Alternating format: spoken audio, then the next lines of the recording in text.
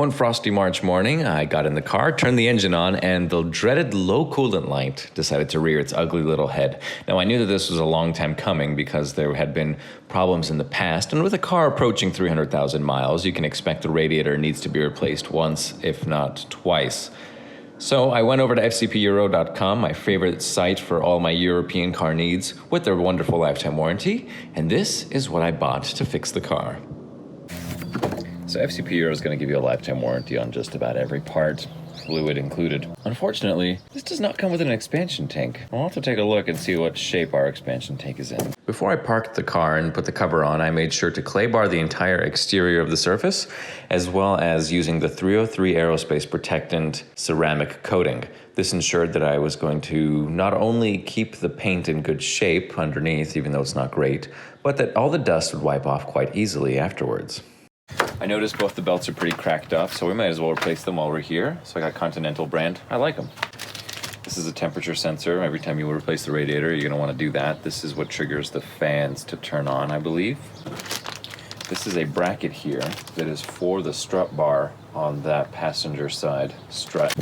Brand new Cortico motor mounts. Nice, beefy, heavy, simple, most importantly. Cute packaging, but it's the Rhine brand radiator hose. This is where the temperature sensor is going to go here.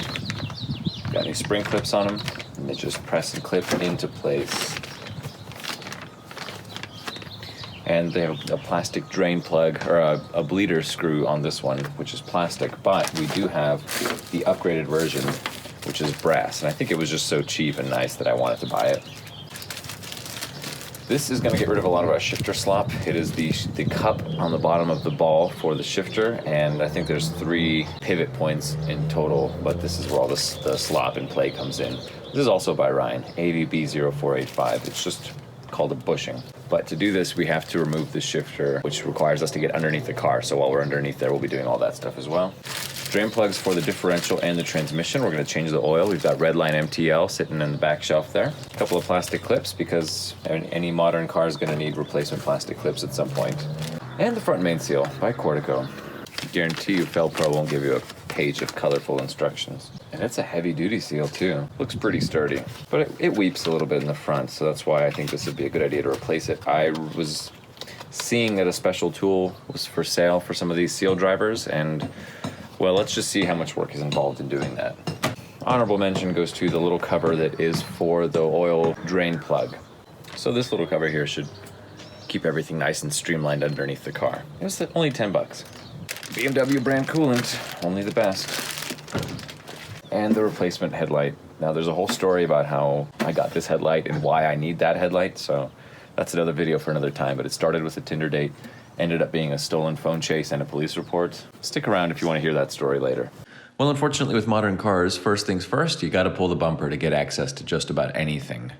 That also requires removing the fender liners. I just want to show you how cool this thing is underneath here. Once you remove the fender liner,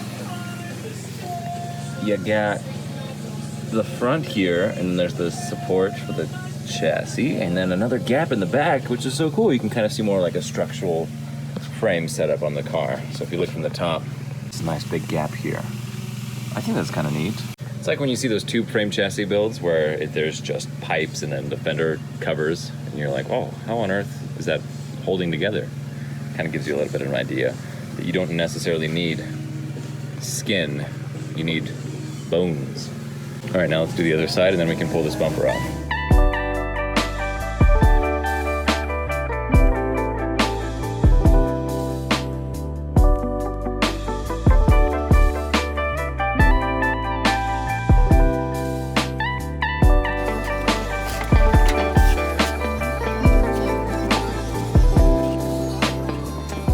Okay, the bumper is off and the car looks perfectly hideous. So let's go into more detail as to what needs to be removed with the radiator. First thing you're going to want to do is drain the coolant. So there's going to be a nice little blue petcock down here. See that in the corner there? Great. You can see also the little bit of the oil seeping from the front main seal, or potentially something higher up than that. I don't know what the white stuff is. It looks like perhaps old coolant that's calcified, because this thing has definitely needed coolant work in the past with a thermostat and the water pump. It's 300,000 miles, why not? I love this bar up here because it's this nice purple color. Of course, it's a little faded and dirty, but on the silver car, let me see if I could show you. You can see it so well through the grille in direct sunlight. That's just a nice little accent.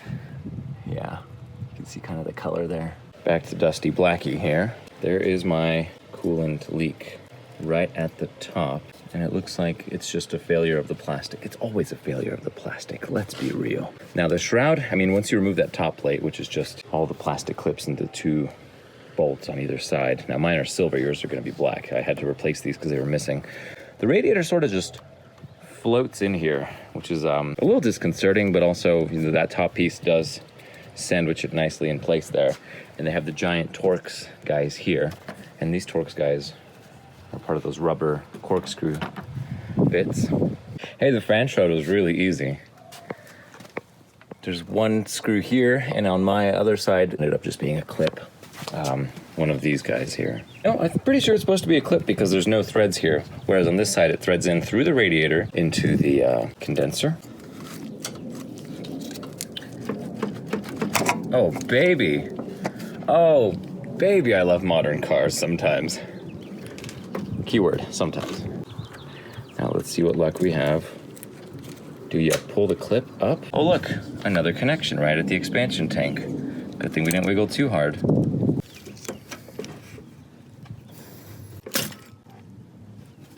Okay, that one I just pulled out, and it looks like you've got opposite feet, and I'm not sure which one goes forward, which one goes backward. It doesn't really matter, because if you reverse it, they're gonna be the same every time. I'm gonna do some very gentle prying. Since we're not saving the hose or the radiator, I don't have to feel too bad about this. I'm gonna put a little bit of pressure in every direction, try to basically get it to break loose of that seal of calcified water and dirt. Now the only thing we do need to be really careful of is the expansion tank, and that one looks like it's already freed itself, thankfully. Now I can continue to walk this around. You can see the gap is getting bigger. A little left, a little right. Nice and gentle, easy peasy. There we go. She's released. Oh boy, the inside of this cooling system is kind of dirty. Yuck. All the coolant that came out is nice and clean, and the stuff that I'm feeling in here does not come off with my finger. It's like it's a little more calcified than that. There are 2 more hoses attached to the expansion tank. This guy right here looks like the same thing, and then on the very bottom feels like another clip. Of course, why use clamps now if you've done so well with the clips? And then of course the other side here, there's a sensor. We're gonna wanna disconnect the sensor from the other hose, real easy. Okay, this is the sensor we have the replacement for. And the hose goes down into there. Now in theory, if I just disconnect this top part here, I won't need to worry about doing the other one since I could just pull the radiator out, hopefully at that point. Nope, still gotta figure out how to get this guy disconnected here from our air conditioner. I don't wanna break this, I don't wanna break that. I'm trying to find a way to remove this plastic piece, which the expansion tank seems to connect to, which leads me to my next plan of attack, is this screw right here. That screw, you can kind of lift this up and get access to it, and I think that's gonna get rid of anything else attached to the expansion tank on this side. So we're gonna hit it with this little guy, pull that out, and hopefully we can separate the 2, and then I can get my hands in there a little bit better to try to sever those O-rings. I am gonna replace that hose, and I might as well replace the expansion tank. We're really gonna take a solid look at it and try to put it to the test. Okay, I got the expansion tank out of the way. Boom. Here's how it happened. That top screw there didn't matter. There's a plastic piece here, which is this feller. So that's the bottom of the radiator. This is where the expansion tank sits. There's 1 screw where my thumb is, and the second screw is, boom, right there on the side. So removing those 2 screws, you can get this out of the way. However, the expansion tank itself is clipped into these little ribs right here. So what you gotta do, I'm gonna take you underneath so you can see that clip.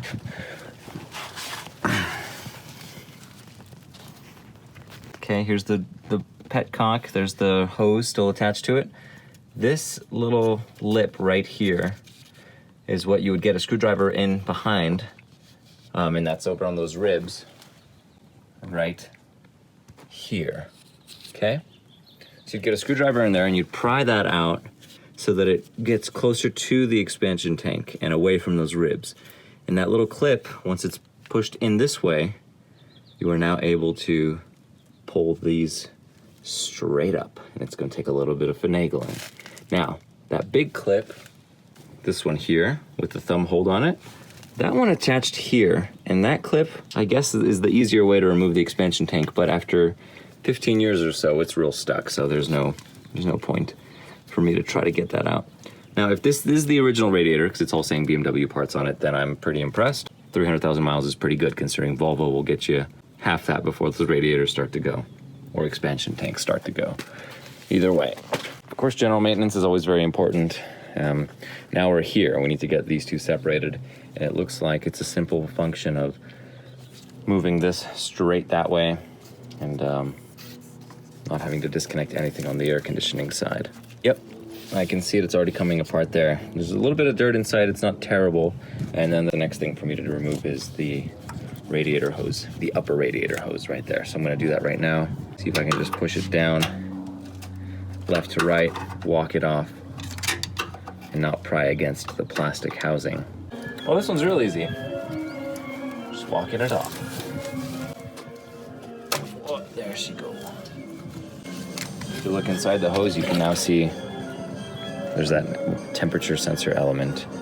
And it looks like there's a little bit of stop leak in this coolant too, because that glitter that you can see. Okay, radiator just pulls straight toward the firewall. Let's see if I can tuck this hose in. That way I can pull everything out at once. There she goes. Here's how it tucks into the condenser. Looks like it's a up and out motion.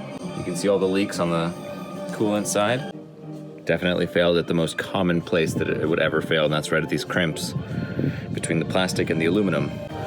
There's nothing more I need to take from this, so as a whole, it's going in the trash. Okay, looking here at the radiator.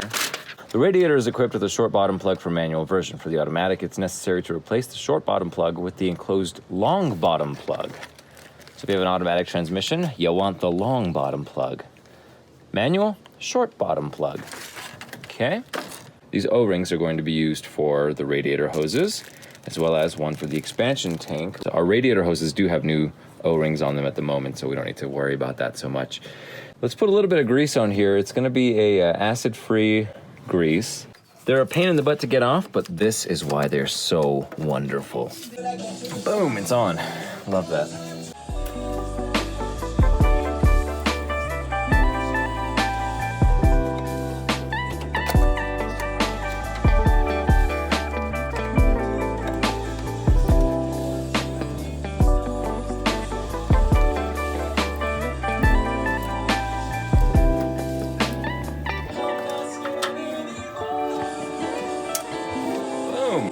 Love that.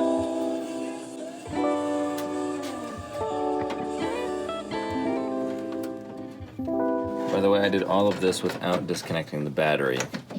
It's possible we'll have a warning sign for something like a circuit that wasn't detected if I turned the key on to test the light bulbs kind of thing. We'll just have to wait and see how that goes. Make sure it sits here, here, and there. Slides in on both corners.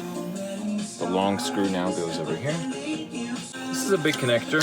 Looks like it's exposed to the elements a little bit more than I like it to be, so I'm gonna put a little dielectric grease in there. This is the connector for the fan. Okay, everything should be connected and ready for some coolant. When we start the car, two things we're gonna look for: an oil leak at the front main seal and all of our heater hose connections.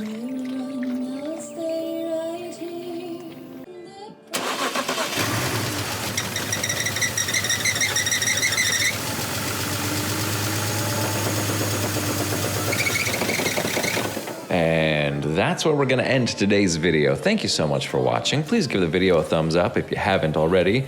And we'll see you next time as we take on the engine mounts and shifter bushings on our BMW Z4.